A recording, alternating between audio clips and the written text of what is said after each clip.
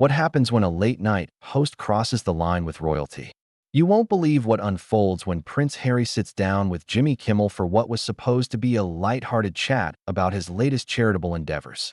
Instead, viewers witnessed one of the most explosive confrontations in late-night television history, as the Duke of Sussex found himself under relentless attack from a host who seemed determined to push every possible button. Before we get into this incredible story, make sure you hit that subscribe button and drop a comment below because you're not going to believe what unfolds. The tension was palpable from the moment Prince Harry walked onto the Jimmy Kimmel Live stage.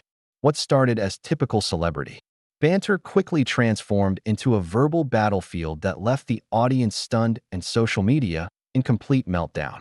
The confrontation that erupted between these two public figures exposed deep-seated grievances and created a spectacle that no one saw coming. The evening began innocuously enough, with Prince Harry appearing relaxed as he settled into the guest chair opposite Kimmel's desk. The Duke was there to promote his upcoming documentary about veterans' mental health, a cause close to his heart. The studio audience greeted him with warm applause, and initially, everything seemed to be proceeding smoothly. Kimmel opened with his usual monologue-style questions, asking about Harry's life in California and his various charitable projects. "So, Harry, you've been living the American dream now for a few years," Kimmel began with his characteristic smirk. "Tell me, do you miss anything about the royal life? The servants, the palaces, the constant media attention?" The question carried an undertone that Harry seemed to catch immediately, his smile tightening slightly around the edges. "Well, Jimmy, I think there's a common misconception about what royal life actually entails," Harry replied diplomatically. "It's not all castles and crowns. There's a tremendous amount of responsibility and public service involved." His voice remained steady, but those familiar with his mannerisms could detect the slight defensive edge creeping in. Kimmel leaned back in his chair, clearly sensing an opportunity to probe deeper. "Right, but let's be honest here. You gave up being a prince to become, what, a podcaster? A Netflix producer? That's got to sting a little bit, doesn't it?" The audience shifted uncomfortably as the host's words hung in the air. Harry's jaw tightened visibly, and he took a moment before responding. "I think you're oversimplifying things quite a bit, Jimmy. My wife and I made difficult decisions based on what we felt was best for our family and our ability to serve the causes we care about," Harry said, his voice carrying a warning tone. That Kimmel either didn't notice or chose to ignore. The host pressed on, seemingly emboldened by getting a reaction. "But come on, Harry. You went from being sixth in line to the throne to being, what, sixth in line at the Starbucks in Montecito? That's got to be a bit of a come down." A few audience members laughed nervously, but the majority remained silent. Sensing the shift in atmosphere, Harry's composure began to crack. "I find it interesting that you're more concerned with titles and positions than with the actual work we're doing to help people," he said, his voice rising slightly. "Perhaps that says more about your priorities than mine." Kimmel's eyes lit up at this response, like a predator sensing weakness. "Oh, I'm sorry, Your Highness. I forgot we're supposed to bow and scrape whenever royalty graces us with their presence. Tell me, do you still expect people to call you sir, even though you're not technically royal anymore?" The insult hit its mark. Harry's face flushed red, and he leaned forward in his chair. "I've never expected anyone to bow or scrape, Jimmy. That's exactly the kind of outdated thinking that we were trying to move away from. But I do expect basic respect, especially from someone who invited me onto their show." The audience was dead, silent now, watching this unprecedented exchange unfold. Kimmel, however, seemed to be enjoying himself immensely. "Respect? You mean like the respect you showed your grandmother when you aired all the family's dirty laundry on television? Or the respect you showed your father when you accused him of cutting you off financially?" Harry stood up suddenly, his chair scraping loudly against the floor. "How dare you bring my family into this? My grandmother was the most important person in my life, and I will not sit here and let you disrespect her memory for cheap laughs." "Sit down, Harry," Kimmel said dismissively, waving his hand. "We're just getting started here. I've got a whole list of questions about your Netflix deals and your tell-all books. The American people deserve to know what they're getting for their entertainment dollars." But Harry remained standing, his hands clenched at his sides. "This isn't entertainment, Jimmy. This is a human being you're talking about. I came here to discuss important work, not to be your personal punching bag. The host's mask of joviality finally slipped completely. Oh, please. You've been dining out on your sob story for years now. Poor little rich boy who had everything handed to him on a silver platter and still managed to screw it up. At least be honest about what you're doing here. The words hung in the air like a challenge, and everyone in the studio could sense that something irreversible was about to happen. Harry's face went through a series of emotions: hurt, anger, and then something that looked almost like pity. The Duke of Sussex had clearly reached his breaking point, and what happened next would shock everyone present as the tension reached its peak. Harry took a step toward Kimmel's desk, his voice dropping to a dangerously quiet level. You know what, Jimmy? I think I understand now why your ratings have been slipping. It's not because you're not funny, it's because you're not kind. And people can sense that. The studio fell into an eerie silence as both men stared at each other, neither willing to back down. The audience held its breath, sensing that they were witnessing something that would be talked about for years to come. What started as a simple promotional appearance had transformed into a battle of wills that neither participant seemed prepared to lose. But this was only the beginning of what would become the most talked about late-night television moment in recent memory, and the real fireworks were yet to come. Kimmel's producer frantically gestured from the sidelines, clearly trying to signal that the host should move on to safer territory, but Jimmy seemed completely oblivious to the warning signs. Instead of de-escalating, he doubled down on his attack with a cruel smile spreading across his face. Oh, so now you're giving me career advice. That's rich coming from someone who couldn't even handle being a working royal. Kimmel shot back, his voice dripping with sarcasm. Tell me, Harry, what exactly have you accomplished since you left the palace? Besides complaining about your family on every talk show that'll have you. The audience gasped audibly at the brazen insult. Harry's face went white, then red, as he processed the full weight of what had just been said. His hands were visibly shaking now, and for a moment, it looked like he might actually walk over to Kimmel's desk. You want to know what I've accomplished? Harry's voice was barely controlled fury. I've helped raise millions for veterans' mental health. I've worked with organizations fighting climate change. I've supported my wife through racist attacks from the media. What have you done, Jimmy? Made jokes about people's pain for applause. But Kimmel wasn't finished. He leaned forward, his elbows on his desk, clearly relishing the confrontation. Racist attacks? Oh, here we go. Everything's about race with you people, isn't it? Your wife knew exactly what she was getting into when she married into that family. She's an actress. She knows how to play the victim when it suits her. The studio fell dead silent. Even the cameramen stopped moving. What Kimmel had just said crossed every line of decency, and everyone knew it. Harry's face transformed into something nobody in that room had ever seen before: raw, unbridled rage, mixed with protective fury.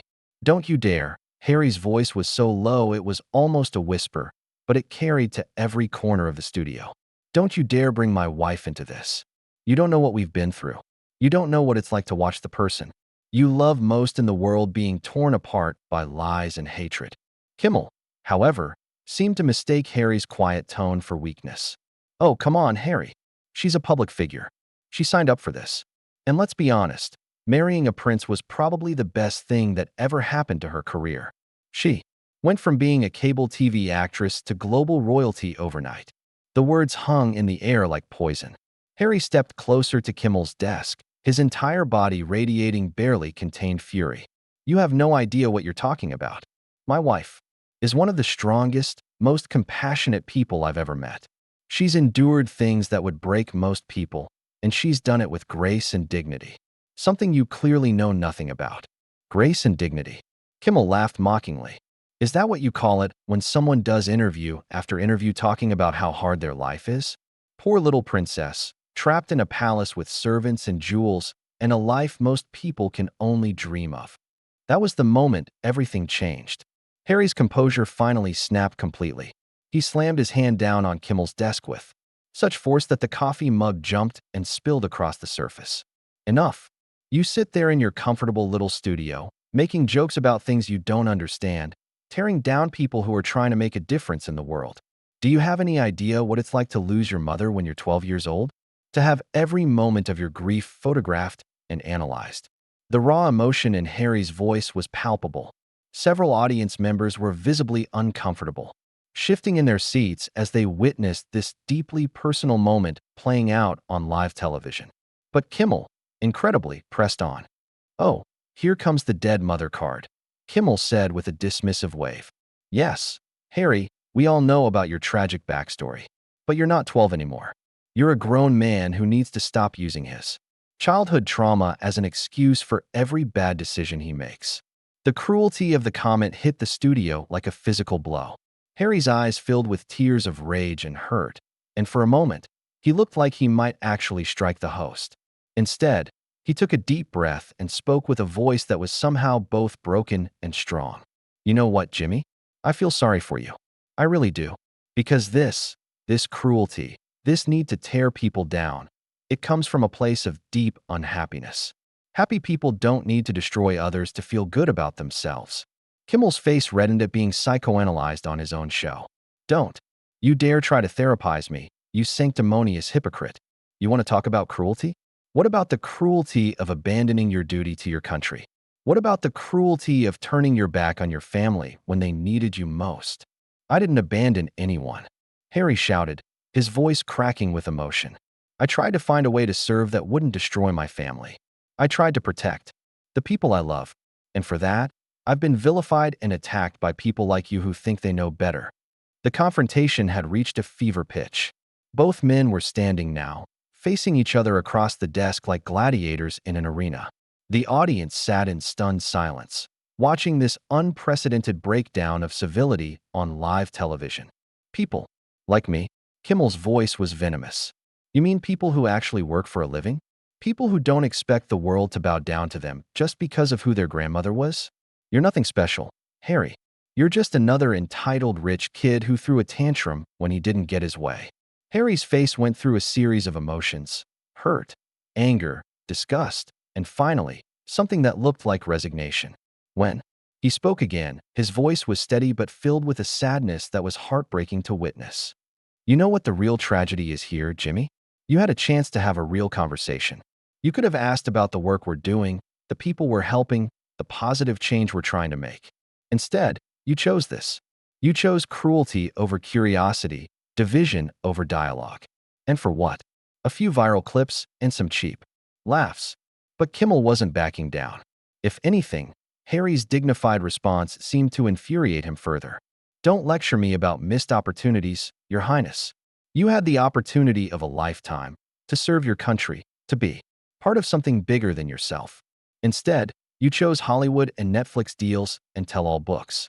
You chose money over duty." The accusation hit Harry like a physical blow. His hands were trembling now, and his voice when he spoke was barely above a whisper. "You think this was about money? You think I wanted any of this? I would give anything to have my old life back, to have my family whole again. But I couldn't watch my wife suffer the way my mother did. I couldn't let history repeat itself." The raw vulnerability in Harry's voice was almost unbearable to witness. For a moment, it seemed like even Kimmel might recognize that he had gone too far. But then, incredibly, he delivered what would become the final, unforgivable blow. "Your mother chose to get in that car, Harry, just like you chose to leave the royal family. Stop blaming everyone else for the consequences of your choices." The studio erupted in shocked gasps and murmurs. Even Kimmel's own staff looked horrified at what their host had just said. Harry stood frozen for a moment, his face cycling through disbelief, pain, and finally, cold fury. When he spoke, his voice was so quiet that the microphones had to strain to pick it up. "Get my coat." The two words cut through the studio like a blade. Harry's voice was deadly calm, a stark contrast to the emotional turmoil that had preceded it. He didn't shout, he didn't gesture wildly. He simply stood there, radiating a cold dignity that somehow felt more powerful than any outburst could have been. Kimmel, still riding high on his own cruelty, apparently didn't understand the gravity of what had just happened. "Oh, what? You're leaving? Running away again?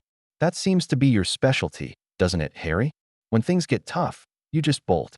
But Harry wasn't looking at Kimmel anymore. He was looking directly into the camera, speaking to the millions of viewers watching at home. "Ladies and gentlemen, I came here tonight to talk about important work, about helping veterans, about mental health awareness, about making a positive difference in the world. Instead, I've been subjected to personal attacks, cruel jokes about my family's tragedy, and deliberate attempts to humiliate me for entertainment. The studio was so quiet you could hear a pin drop. Even the production crew had stopped their usual bustling around, transfixed by what was unfolding. Harry's aide appeared at the edge of the stage with his coat, but the prince wasn't finished speaking. What you've witnessed tonight is exactly why my wife and I made the difficult decision to step back from public life in Britain. This isn't journalism. This isn't entertainment. This is cruelty masquerading as comedy, and I won't be part of it. Kimmel, finally sensing that the situation had spiraled completely out of his control, tried to regain some semblance of authority. Hey, hey, hey, you agreed to come on this show. You knew what you were signing up for. This is late-night television, not a royal audience. Harry turned back to face Kimmel, and the look in his eyes was something that would haunt the host for years to come. It wasn't anger anymore. It was disappointment, and somehow that was infinitely worse. I signed up for an interview, Jimmy. I signed up for a conversation about work that matters to me. I didn't sign up to have my mother's death mocked, my wife's character assassinated, and my family's pain used as material for cheap laughs. There's a difference between comedy and cruelty, and you've crossed that line tonight in ways that can't be undone. The prince walked over to where his aide stood with his coat, but instead of immediately putting it on, he turned back to address the audience directly. I want to say something to everyone watching at home. Mental health matters. Treating people with dignity and respect matters. And when someone shows you who they really are, believe them. Kimmel made one last desperate attempt to salvage the situation. Oh, come on, Harry. Don't be so dramatic. We're all just having a little fun here. Can't you take a joke? This is America. We don't bow to royalty here. Harry paused in putting on his coat, and for a moment, it looked like he might respond. Instead, he simply shook his head with what appeared to be genuine pity. You know what, Jimmy? You're right. This is America. And in America, people have the right to be treated with basic human decency, regardless of their background. They have the right to walk away from situations where they're being abused. And they have the right to call out bullying when they see it. The audience began to murmur among themselves, and several people actually started clapping. What had begun as support for their host was clearly shifting toward the guest who was being so publicly humiliated. That's what this is, isn't it? Harry continued, his voice gaining strength. This is bullying. You brought me here under false pretenses, and then you systematically attacked everything I hold dear. My wife, my mother, my choices, my pain. All of it was just fodder for your entertainment machine. Kimmel's face was reddening now, and his usual composure was completely shattered. Bullying? Are you kidding me? You're a public figure. You put yourself out there. You can't expect to be immune from criticism. Criticism? Harry's voice rose, for the first time since he'd asked for his coat. Is that what you call mocking a 12-year-old boy's grief? Is that what you call suggesting my wife is a gold digger? Is that what you call implying my mother was responsible for her own death? That's not criticism, Jimmy. That's cruelty, plain and simple. The studio audience was now openly uncomfortable. Several people had gotten up to leave, and others were shaking their heads in obvious disapproval.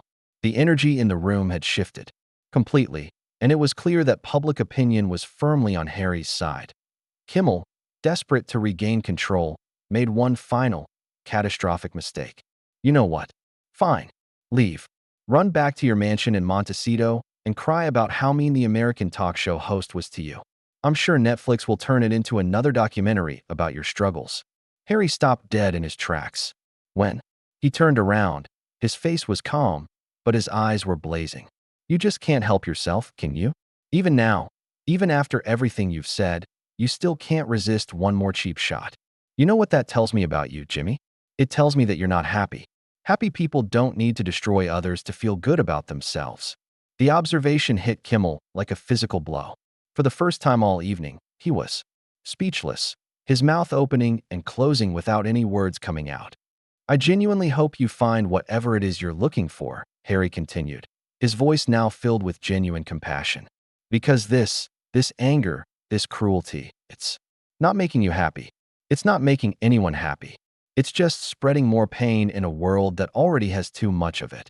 Harry finished putting on his coat and walked toward the exit. But before he left, He turned back one final time to address the audience and the cameras. To everyone watching, at home, especially young people, please remember that kindness is always an option. Treating people with dignity is always an option. And walking away from toxic situations is not weakness, it's strength. Don't let anyone tell you that you have to endure abuse for someone else's entertainment. As Harry reached the edge of the stage, Kimmel made one last desperate attempt to have the final word. Yeah, well, don't let the door hit you on the way out, Your Highness. Harry paused, turned back with a sad smile, and delivered what would become the most quoted line of the entire confrontation. Goodbye, Jimmy. I hope someday you understand the difference between being funny and being cruel. For your sake, and for everyone who has to work with you. And with that, Prince Harry walked off the Jimmy Kimmel live stage, leaving behind a stunned studio audience, a humiliated host, and what would become one of the most talked about moments. In late-night television history, the remaining minutes of the show were awkward beyond description. Kimmel tried to continue with his planned segments, but his heart clearly wasn't in it. The audience was restless and distracted, many people checking their phones as social media exploded with reactions to what they had just witnessed as the credits rolled. It was clear that something significant had shifted. This wasn't just a celebrity walking off a talk show. This was a moment that exposed the ugly underbelly of entertainment culture, where cruelty is often disguised as comedy and basic human decency is sacrificed for ratings. The confrontation between Prince Harry and Jimmy Kimmel had ended, but the conversation it sparked about kindness, dignity, and the responsibility that comes with a public platform was just beginning. And in the end, it was clear who had emerged with their integrity intact.